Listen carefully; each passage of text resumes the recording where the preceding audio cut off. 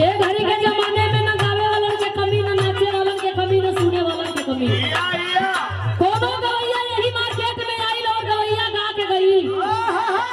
गवैया गौले रहल की यादव जी का बेटा हूँ, दूध पिला कर लाता हूँ। नहीं गवैया तू सरका गवैया गौलस की असल नाऊ का बेटा हूँ, बार बना कर लेता हूँ। बड़ा गुंजाइश रहो। तीसरका गवैया गौलस की असल निषाद का बेटा हूँ, ऊपर चढ़ा कर लेता हूँ। वो ठीक ठाक रहा। चौथका गवैया तनी सा लोगन के कंफ्यूजन में डाल के गई। चौथका गवैया गौलस की लहंगा में सैया हेरा गईला भौजी रे। सैया रहे की बिलुआ। समझ में हमारी नहीं आवा। सैया रहता तो सारे रहता का है।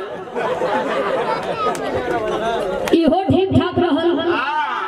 कोनो और गवैया गा देलस की लहंगा में घुसल बा हजाम छुरी कैंची लेके। मारे गवैया। अच्छा हम वही न जान पाओ थी कि वजह ओकर कौन काम रहल। गई ना गई सरवार कौन देखे।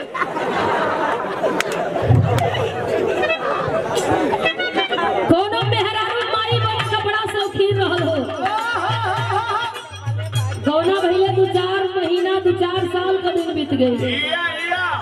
एक दिन मेहरारू अपनी मर्द से कहे लगल, न तोरे सोते का सहूर बा न बोले का सहूर बा।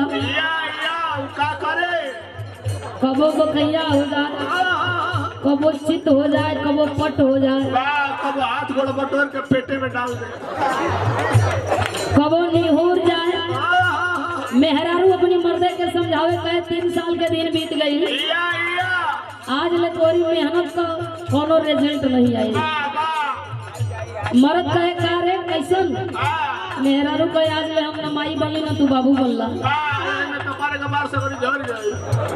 एगो काम करा, मार्केट से जाएगा रिमोट लेके आवा।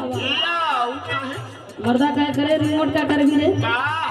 मेहरारू कहे वही ले लइका हो खाई। रिमोटवा ले हो। मेहरारू कहे कि ओ करे अलावा और कोनो ऑप्शन नहीं खे। मर्द कहे कैसे रे? ओकर खासियत बता। मेहरारू समझावे पहले तू लेके तावा देखा हमार कमाल। मर्द गई मार्केट से रिमोट लेके आई ले बाबू। मेहरारू कहे कि रिमोट को कमाल तू देखल चाहत हुआ।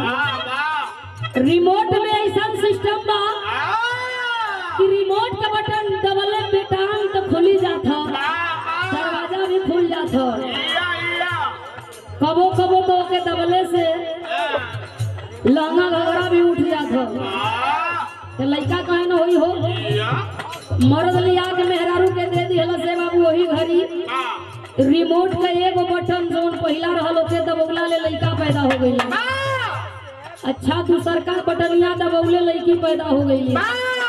पिछली दबौले हिजड़वा पैदा हो गई ना।